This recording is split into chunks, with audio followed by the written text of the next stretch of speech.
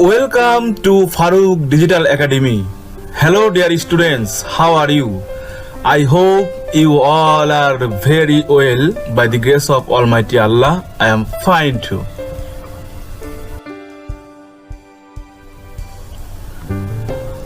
পারিব না এই কথাটি বলিও না আর, কেন পারিবে না তাহা ভাবো একবার। 5 জনে পারে যাহা তুমিও পারিবে তাহা, পারো কি না পারো করো যতন আবার, একবারে না পারিলে দেখো শতবার। প্রিয় শিক্ষার্থী বন্ধুরা, তোমরা হয়তো ভাবছো যে স্যার প্যাসেজ নারেশন শেখাতে এসে কেন বাংলা কবিতা শুরু করলো। আসলে বাংলা কবিতা হচ্ছে আমাদের প্রাণ, আমাদের ইতিহাস ঐতিহ্য, আমাদের উৎসাহ অনুপ্রেরণার কেন্দ্রবিন্দু। তো শিক্ষার্থী বন্ধুরা, এখানে কালী প্রসন্ন ঘোষ তার পারিব না কবিতাতে কিন্তু আমাদেরকে এই কবিতার মাধ্যমে আমাদের কাজে অনুপ্রেরণা জুগিয়েছে। তো শিক্ষার্থী বন্ধুরা, আমরা যে কোনো কাজ করতে যাই, যখন আমরা একবার দুইবার দেখি তখন কিন্তু বলি না আমার হবে না, এটা আমি পারবো না, থাক বাদ দিয়ে দেয় আমরা এটা। কিন্তু দেখো এখানে কবি কি বলছে, যে একটি কাজ যদি 5 জন ব্যক্তি পারে তাহলে তুমি কেন পারবে না, তুমিও পারবে। সেজন্য তোমাকে কি করতে বলছে, যে তোমাকে আরেকবার ভাবতে হবে যে ওরা যদি পারে তাহলে আমি কেন পারবো না। আবার এখানে বলছে যে পারো কি না পারো তুমি আবার যতন করো সেটা। তার মানে কি, আমরা জানি যে যতনে রতন মেলে, কবি কিন্তু যতন করার কথা বলছে। শিক্ষার্থী বন্ধুরা, তারপরে কবি বলছে যে একবার না পারলে দেখো শতবার। কবি বলছে যে একবার না পারলে শতবার দেখতে হবে। তো শিক্ষার্থী বন্ধুরা, এই বারবার দেখার কথাটা আমরা যখন ইংরেজি অনার্সে ভর্তি হলাম, তো সেটা তো ইংলিশ মিডিয়াম, আমরা বাংলা মিডিয়াম থেকে ইংলিশ মিডিয়ামে যখন ভর্তি হলাম তখন আমাদের খুব সমস্যা হয়েছিল প্রথম ক্লাসে। স্যারও এটা বুঝতে পেরেছেন। তো স্যার বলেছেন যে তোমাদের প্রথম ক্লাস এগুলো, তো তোমাদের সমস্যা হচ্ছে আমার কথা বুঝতে, আমি বুঝতে পারছি। তো এটা কোনো সমস্যা হবে না, তোমরা কিছুদিন ক্লাস করো, তারপর আমার কথাটা তোমরা বুঝতে পারবে। তার মানে কি, বারবার ক্লাস করতে করতে স্যারের কথাটা বুঝতে পারবো, স্যারটা বোঝালেও। আবার স্যার বললেন যে ইংরেজি বইগুলা, প্যাসেজগুলা, কবিতাগুলো তোমাদের কাছে কঠিন মনে হবে, তোমরা একবার পড়লে কিছুই বুঝবে না, এরকম হতে পারে। তবে বারবার তোমরা পড়ো, দেখো সেই বিষয়টা তোমার কাছে পরিষ্কার হয়ে যাবে। তো সত্য কথা, এটা আমরা আস্তে আস্তে যখন পড়া শুরু করলাম, সেটা বিষয়গুলো আমাদের কাছে ক্লিয়ার হয়ে গেল। তো শিক্ষার্থী বন্ধুরা, সেই জন্য কোনো বিষয় কঠিন হয়ে গেলেই সেটা বাদ দেওয়া যাবে না। তোমরা যারা গোল্ডেন প্লাস আশা করো, যারা প্লাস আশা করো, তাদেরকে অবশ্যই গ্রামারের প্রত্যেকটা আইটেম থেকে পূর্ণ মার্ক তুলতে হবে। সেই জন্য কিন্তু তোমাদের কি করতে হবে, প্রতিজ্ঞা করতে হবে যে আমি এটা করবই এবং আমাকে পারতে হবে। সেজন্য একবার যদি তুমি না পারো, সে তোমাকে বারবার দেখতে হবে এবং বোঝার চেষ্টা করতে হবে। আর আমার ন্যারেশনের যে বিভিন্ন পার্টগুলো আমি আলোচনা করেছি, ন্যারেশন পার্ট 1, 2, 3, প্যাসেজ ন্যারেশন 1, 2, এভাবে যেগুলো আলোচনা করছি, প্রত্যেকটা পার্ট তুমি প্রথম থেকে দেখে আসো, তাহলে কিন্তু তুমি ন্যারেশন পারবে এবং তোমার কাছে খুব সহজ মনে হবে। আসলে আমি কিন্তু ধারাবাহিকভাবে আলোচনা করি শিক্ষার্থী বন্ধুরা, আমার আলোচনার মধ্যে ধারাবাহিকতা রয়েছে। যদি তুমি প্যাসেজ ন্যারেশন 1 না দেখো, 2 বুঝতে পারবে না। আবার যদি সেন্টেন্স ন্যারেশন 1 না দেখো, আবার সেন্টেন্স ন্যারেশন 2 বুঝতে পারবে না। সেজন্য তো কি করতে হবে, তোমাকে আমার প্যাসেজ ন্যারেশনগুলো হোক আর সেন্টেন্স ন্যারেশনগুলো হোক, তোমাকে কি করতে হবে, প্রথম থেকে দেখতে হবে। তাহলে তুমি সেন্টেন্স ন্যারেশনগুলো দেখে তারপর প্যাসেজ ন্যারেশনে ঢোকো, তাহলে অবশ্যই তুমি খুব সহজেই ন্যারেশন বুঝতে পারবে। তো শিক্ষার্থী বন্ধুরা, তোমরা পারবে সেই কামনা করি। আর তোমরা বারবার চেষ্টা করবে, ভিডিওগুলা ডাউনলোড দিয়ে একবার না হয় বারবার দেখবে, দুইবার 3বার 5বার দেখবে, এটা কামনা করি। তো শিক্ষার্থী বন্ধুরা, তাহলে চলো আমরা আজকে প্যাসেজ ন্যারেশন পার্ট 2 আলোচনা করব। আজকে আলোচনা আমরা দেখে নেই। If you are a student of JSC, SSC and HSC, then this class is for you. Today you are going to enjoy the rules of passage narration. Are you mentally ready? Then let's start the class.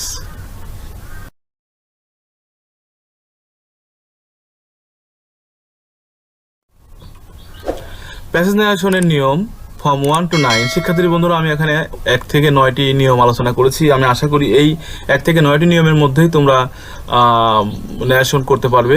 তবে এরপরেও আমি passage narration 3-তে 10 থেকে 17 পর্যন্ত, অর্থাৎ সেখানে আমি আরও 7টি passage narration নিয়ম আলোচনা করেছি এক্সট্রা, অতিরিক্ত, যেগুলো তোমাদের অবশ্যই জানা দরকার।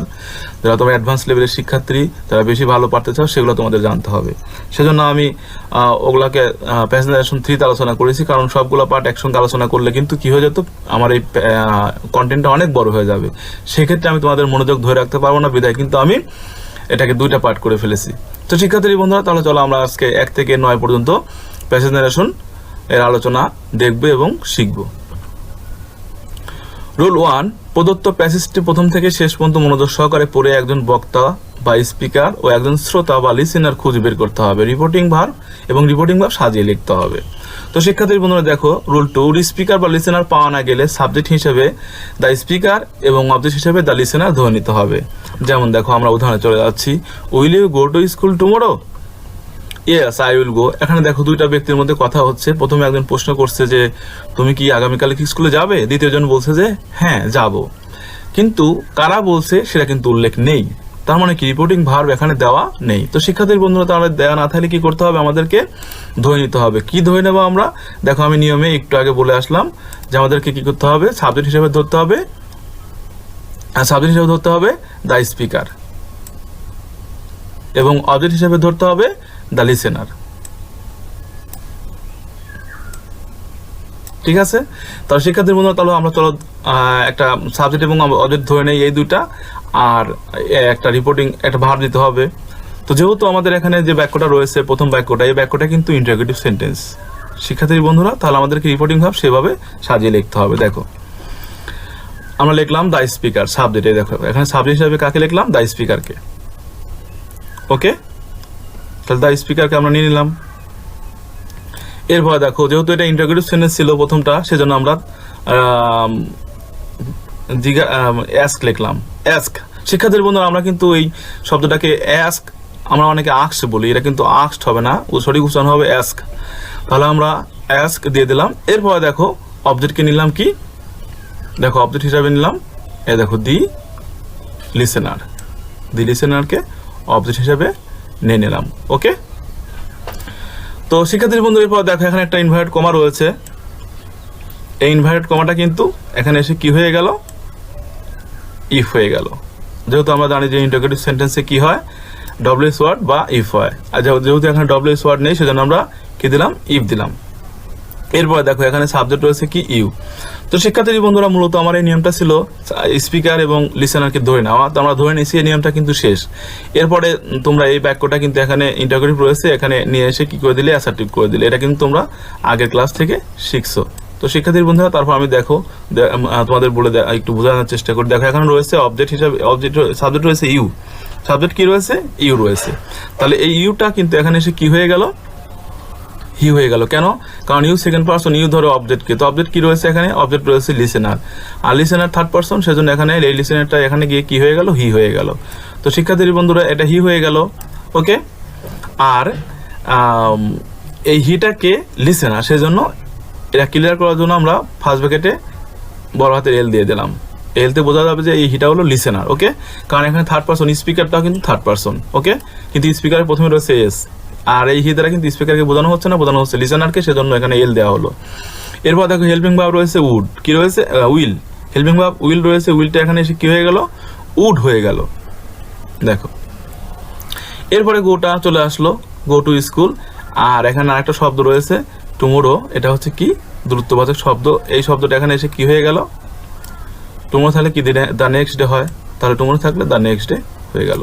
দেখো শিক্ষার্থী বন্ধুরা, তাহলে আমরা বুঝতে পারতেছি যে সাবজেক্ট এবং অবজেক্ট না থাকলে আমরা স্পিকার এবং লিসেনার ধরে ন্যারেশনটা করে ফেলবো। তাহলে দ্বিতীয় সেন্টেন্স রয়েছে ইয়েস আই উইল গো। এটা উত্তর দিল কে? লিসেনার। যে শুনলো সে উত্তর দিল। দেখো, তাহলে আমাদের এখন স্পিচ রিপোর্টিং ভাবটা কি হবে? এই যে ইয়েস থাকলে রিপ্লাইড ইন দ্য, তাহলে আমরা সাবজেক্টকে ধরে নিলাম লিসেনার, আর এই ইয়েস এর জন্য, এই যে ইয়েস আছে, এই ইয়েসটার জন্য আমরা কি লিখলাম? Replied in the affirmative and said that দিয়ে দিলাম। এরপর দেখো, কমা ওঠে দ্যাট হলো। ওকে, আর আইটা হি হয়ে গেল নিয়ম অনুসারে। সাবজেক্টকে ধরে সাব লিসেনার আছে, দেখো এল দিয়ে দিলাম। এরপর উইলটা এসে কি হয়ে গেল? উড হয়ে গেল। এরপরে গো চলে আসলো এখানে। তো শিক্ষার্থী বন্ধুরা, নিশ্চয়ই তোমরা বুঝতে পারছো যে কিভাবে সাবজেক্ট এবং অবজেক্ট ধরতে হবে। রুল 2, রিপোর্টিং ভার্ব শেষে থাকলে প্রথমে আনতে হবে। যেমন দেখো, I am writing the rules of passage narration now, he said to me. তো শিক্ষার্থী বন্ধুরা, এখানে খেয়াল করে দেখো, এখানে I am writing the rules of passage narration now, এটা হচ্ছে রিপোর্টেড স্পিচ, আর এখানে রিপোর্টিং ভার্ব কোনটা? He said to me. দেখো, হি সেড টু মি, এটা হচ্ছে রিপোর্টিং ভার্ব। তো শিক্ষার্থীর বন্ধুরা, এটা ন্যারেশন করার সময় কি করতে হবে? প্রথমে নিয়ে আসতে হবে। দেখো উদাহরণ, হি টোল্ড মি। দেখো, হি সেড টু মি হয়ে গেল হি টোল্ড মি। কমা ওঠে কি হয়ে গেল? যে এখানে ইনভার্ট কমা রয়েছে, ইনভার্ট কমাটা হয়ে গেল দ্যাট। আর পরবর্তী বাক্যটা চেঞ্জ হয়ে গেল, দেখো আই ফার্স্ট পারসন সাবজেক্ট অনুসারে সাবজেক্টকে ধরে, সাবজেক্ট হি ছিল সেজন্য এখানে হিকে ধরলো আর হিটা এখানে চলে আসলো। তাহলে এখানে হি চলে আসলো আর এম ওয়াজ হয়ে গেল, এমটা হয়ে গেল কি ওয়াজ। আরে দেখো এখানে রাইটিং রয়েছে, তো রাইটিংটা চলে আসলো, রাইটিং থেকে শুরু করে একবারে ন্যারেশন পর্যন্ত এখানে বসে গেল দেখো। ওকে, আর এখানে রয়েছে নাও, দ্রুতবাচক শব্দ এটা, এই যে নাওটা, এই নাওটা এখানে এসে কি হয়ে গেল, দেন হয়ে গেল, দেখো নাও দেন হয়ে গেল। ওকে, তাহলে আমরা কি বুঝলাম এখান থেকে, যে রিপোর্টিং ভার্ব শেষে থাকলে প্রথমে নিয়ে আসতে হবে। একজন বক্তার একাধিক বক্তব্য থাকলে দ্বিতীয় বক্তব্য লেখার সময় প্রদত্ত বাক্যের সাবজেক্ট প্লাস অ্যাডেড দ্যাট এবং দ্বিতীয় বাক্য প্লাস দ্বিতীয় বাক্যের ন্যারেশন।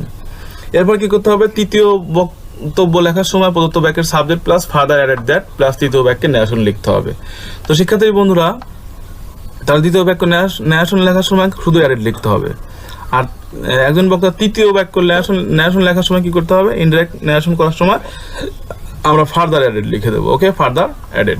দেখো উদাহরণ দেখো, he said to me I M a student of class 10, I M a student of class 10। একটা বাক্য। আবার I go to school regularly, একটা বাক্য।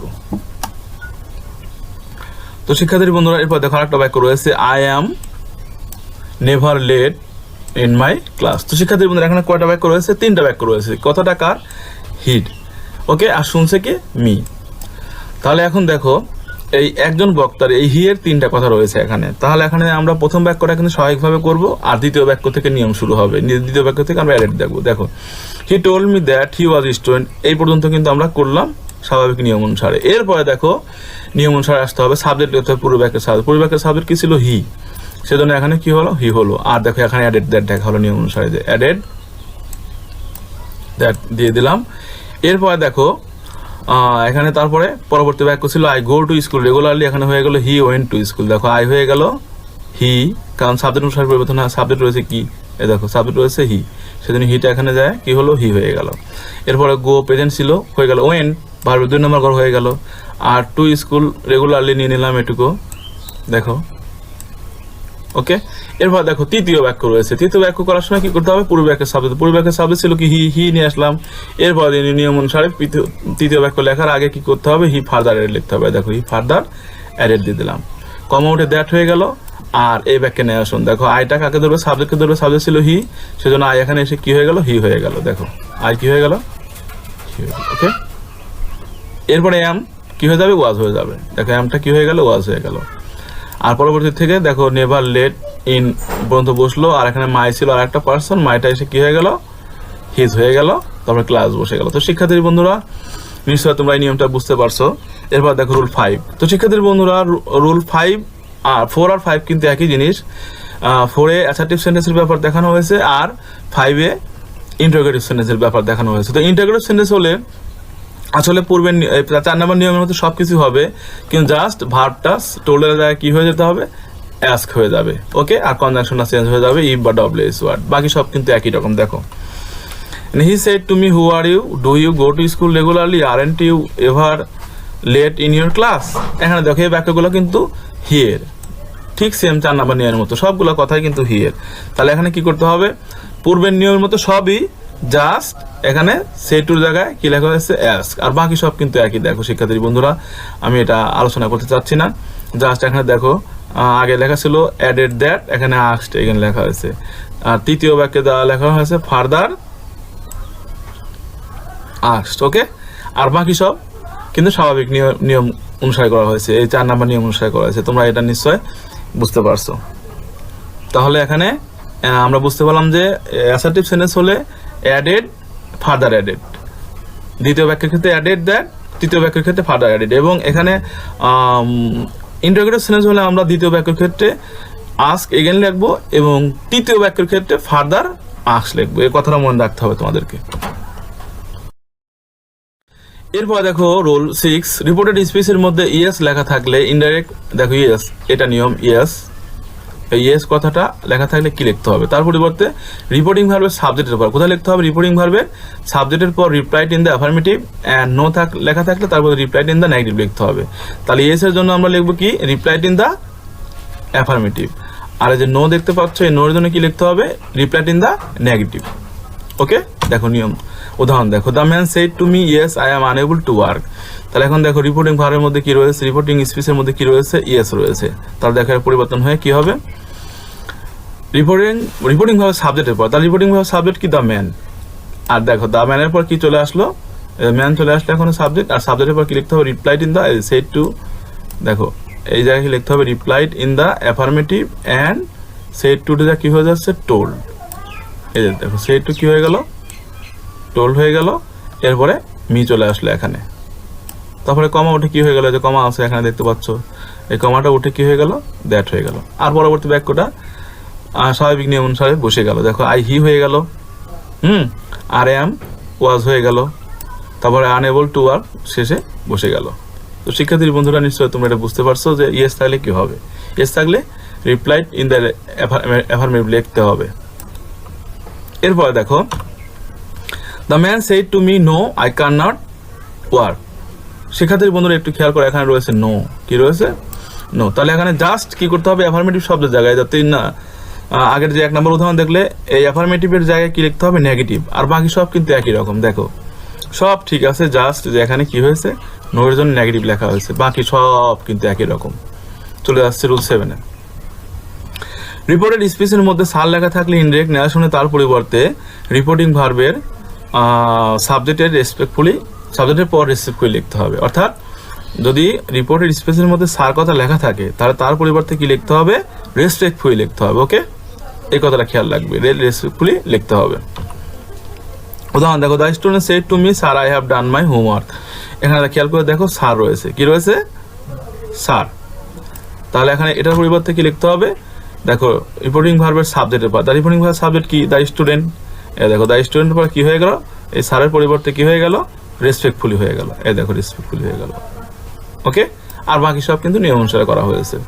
এই যে সেই টুরে টোল্ড হলো, কমা উঠে এবার মি আসছে, কমা উঠে দ্যাট হলো, আই, এই যে আইটা কি হয়ে গেল, হি হয়ে গেল, তারপরে হ্যাভ, হ্যাড হয়ে গেল, তারপর ডান চলে আসলো এখানে। এরপর দেখো মাইটা কি হয়ে গেল, সাবজেক্টকে ধরলো, সাবজেক্ট এসে এখানে হিজ হয়ে গেল। এবার দেখো হোমওয়ার্ক শেষে বসে গেল। ওকে শিক্ষার্থী বন্ধুরা, তাহলে আমরা এখানে এই নিয়ম থেকে বুঝতে পারলাম কি, সার থাকলে কি হয়, রেসপেক্টফুলি হয়। যে সার আছে, এই সার থাকলে কি হবে, রেসপেক্টফুলি হবে। এটা খেয়াল রাখবে তোমরা।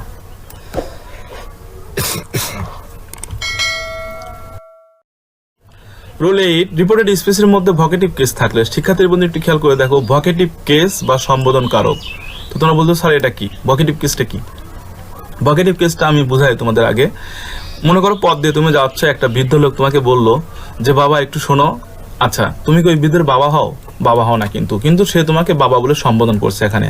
তাহলে এই বাবা শব্দটা হচ্ছে এখানে ভকেটিভ কেস। আমরা অনেক সময় বলে থাকি দোস্ত একটু দাঁড়াও, অথবা বোন একটু শোনো, অথবা আমরা অফিসে একজনকে বলি বন্ধু একটু শোনো।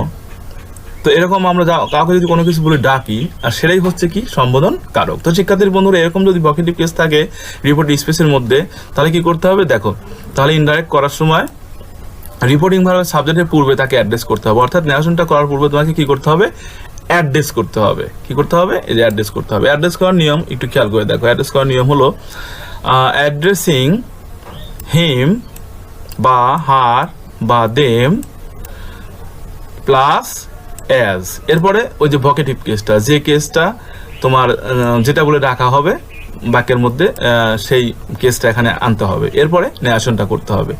তাহলে চলো দেখি আমরা অ্যাড্রেস করি। The man said to him my son you should listen to me. এখানে দেখো দ্য লোকটি আমাকে বললো যে my son you should listen to me. এখানে দেখো সেটাকে সান বলছে, কি বলছে, সান বলছে। তাহলে এই মাই সান দেখো কমা দিয়ে আসে, এটা কিন্তু ভকেটিভ কেস। তাহলে এটাকে আমরা প্রথমে নেগেশন করার সময় অ্যাড্রেস করবো। তাহলে দেখো অ্যাড্রেস করার নিয়ম অনুসারে আমরা অ্যাড্রেস করি। তাহলে দেখো অ্যাড্রেসিং, এই যে অ্যাড্রেসিং শব্দটা এখানে চলে আসলো। তাহলে অ্যাড্রেসটা এখানে দেখো অ্যাড্রেসিং হয়ে গেল। ওকে, অ্যাড্রেসিং। এরপরে কি রয়েছে, হিম হার দেম, তিনটা জিনিস রয়েছে। তখন ছেলে হলে হিম, মেয়ে হলে হার, আর অনেক মানুষ হলে দেম লিখবো আমরা। তাহলে এখানে ছেলে মাই সান একজন রয়েছে, তাহলে আমরা হিম দেবো। এরপরে দেখো নিয়ম অনুসারে কি হচ্ছে, তিনটার মধ্যে একটা নিলাম। এরপর নিয়ম অনুসারে অ্যাজ রয়েছে, তাহলে এখানে অ্যাজটা চলে আসবে। দেখো অ্যাসটা চলে আসলো। ওকে, এরপর দেখো মাই সান এখানে চলে আসলো হিজ সান হয়ে, কারণ মাই পার্সন তো সেজন্য পরিবর্তন হবে। তাহলে মাইটা ফার্স্ট পার্সন মাইটা, তাহলে সাবজেক্টকে ধরো, সাবজেক্ট দ্য ম্যান কি হয়ে গেল এখানে এসে হিজ হয়ে গেল, আর দেখো সানটা চলে আসলো। আর যদি হিজ না লেখো তাহলে সরাসরি সান লিখলে হতো, অ্যাড্রেসিং হিম অ্যাজ সান, এটা লিখলেও কিন্তু হবে। মাই তুমি নাও লিখতে পারো, তাকে ছেলে হিসাবে পরিচয় করে দিয়ে। এরপরে দেখো ন্যারেশনটা শুরু হয়েছে, দেখো এরপরে ন্যারেশনটা করতে হবে, ন্যারেশন করতে হয়। তো আমরা এই সান পর্যন্ত কিন্তু অ্যাড্রেস করেছি, সান পর্যন্ত কি করেছি, অ্যাড্রেস করেছি। এরপরে দেখো দ্য ম্যান, সাবজেক্ট ছিল দ্য ম্যান সেড টু হিম, এখানে এসে কি হয়ে গেল, দ্য ম্যান টোল্ড হিম। এরপর কমা উঠে দ্যাট হলো, আর ইউটা কাকে ধরে, অবজেক্টকে ধরে, অবজেক্ট হি রয়েছে সেজন্য কি হয়ে গেল, অবজেক্ট এখানে এসে হি হয়ে গেল। আর হিমটা কাকে বোঝানো হয়েছে, এই হিমটা হচ্ছে ছেলে, এস দেওয়া হয়েছে সেজন্য। এরপর দেখো should listen to me, should listen to him হয়ে গেল, মিটা এসে হিম হয়ে গেল। তো নিশ্চয়ই বুঝতে পারছো শিক্ষার্থীর মধ্যে কিভাবে অ্যাড্রেস করতে হবে। তবে হ্যাঁ, অ্যাড্রেস না করে আমরা অনেক সময় এই ভোকেটিভ কেসকে অবজেক্ট এ দিয়েও করতে পারি। যেমন দেখো the man told his son, এই যে মাই সান সরাসরি এখানে অবজেক্টে দিয়ে দিলাম, রিপোর্টিং ভার্বের অবজেক্টে দিয়ে দিলাম হিজ সান। তো এই ক্ষেত্রে কিন্তু এভাবে করা যায়, এভাবে করলেও হবে, উত্তর সমস্যা নাই। আর বাকি সব তো তোমরা বুঝতেই পারছো, that he should listen to him আগের মতোই আছে, এগুলা স্বাভাবিক নিয়মে এগুলা হয়ে গেছে। তো শিক্ষার্থীর বন্ধুরা এরপরে দেখো 9 নাম্বার, রিপোর্টেড স্পেসের মধ্যে বাই আল্লাহ, লর্ড, গড, খ্রিস্ট, জব ইত্যাদি থাকলে ইনডাইরেক্ট ন্যারেশন করার পূর্বে শপথ করতে হবে। তো শিক্ষার্থীর এখানে কিন্তু শপথ করার নিয়ম তোমাদের শেখানো হয়েছে। এই শপথটা দেখো, swearing by Allah, God, lord, খ্রিস্ট, জব প্লাস ন্যারেশন করতে হবে। ঠিক সেম ভাবে আমরা যেমন আগে অ্যাড্রেস করলাম, এখানে আবার শপথ করতে হবে। তাহলে শপথ করার সময় আমাকে কি করতে হবে, দেখো he said to me by Allah I will do it. এখানে দেখো এই যে বাই আল্লাহ, এটা কিন্তু শপথমূলক বাক্য, by Allah I will do it anyway, আমি আল্লাহর নামে শপথ করে বললাম যে আমি যে কোনোভাবে এটা করব। তো শিক্ষার্থী বন্ধুরা এটাকে করতে হলে কি করতে হবে, প্রথমে তোমাকে শপথ করতে হবে। তাহলে শপথ করে কি সোয়ারিং বাই লিখতে হবে। দেখো প্রথমে এই যে সোয়ারিং বাই হয়ে গেল, এই যে সোয়ারিং বাইটা এখানে চলে আসলো, দেখো সোয়ারিং বাই হয়ে গেল। আর কার নামে, এখন দেখো সোয়ারিং বাইয়ের পরে কি আছে, যে আল্লাহ, লর্ড, গড, অর্থাৎ যার নামে শপথ করতে হবে সে চলে আসলো। তাহলে এখানে আমি আল্লাহর নাম বলা হয়েছে, তাহলে আল্লাহ দিয়ে দিলাম এখানে। এরপরে দেখো এখন আমার শপথ কমপ্লিট হয়ে গেল, এরপর ন্যারেশনটা করতে হবে। দেখো ন্যারেশনটা করতে হয়, তাহলে এখানে আমি কিন্তু সেইড টু থেকে শুরু করে ন্যারেশন করবো। তাহলে সেইড টু মি কি হয়ে গেল, এখানে হি টোল্ড মি হয়ে গেল। এরপর বাই আল্লাহ উঠে গেল, কারণ এটা তো শপথ করা হয়ে গেছে। এরপর সাবজেক্ট আই কি হয়ে গেল, হি হয়ে গেল। তারপরে উইল, উড হয়ে গেল, বাকি সব কিন্তু এভাবে বসে গেল। তো শিক্ষার্থী বন্ধুরা তোমরা নিশ্চয়ই এটা বুঝতে পারছো। তো আমি আশা করি যে তোমরা আজকের ক্লাসটা অবশ্যই বুঝতে পারছো। আজকের ক্লাসের যে প্যাসেজ নিউশনের 9টি নিয়ম আমি ধরেছি, এই 9টি নিয়ম তোমরা নিশ্চয়ই বুঝতে পারছো। যদি কোনো সমস্যা হয় আবার প্রথম থেকে শেষ পর্যন্ত আবার দেখবে, বারবার দেখবে, আমি আশা করি তোমরা অবশ্যই পারবে। শিক্ষার্থী বন্ধুরা ভিডিওটি যদি একটু ভালো লাগে তাহলে অবশ্যই লাইক, কমেন্ট এবং শেয়ার করতে ভুলবে না। আর আমি সবসময় তোমাদের জন্য কাজ করি, তাই তোমাদের পাশে আমাকে রাখার জন্য অবশ্যই আমার চ্যানেলটি সাবস্ক্রাইব করে পাশের বেল আইকনটি অন করে দিবে। সবাই ভালো থেকো, সুস্থ থেকো, আল্লাহ হাফেজ। See you to my next class. Goodbye.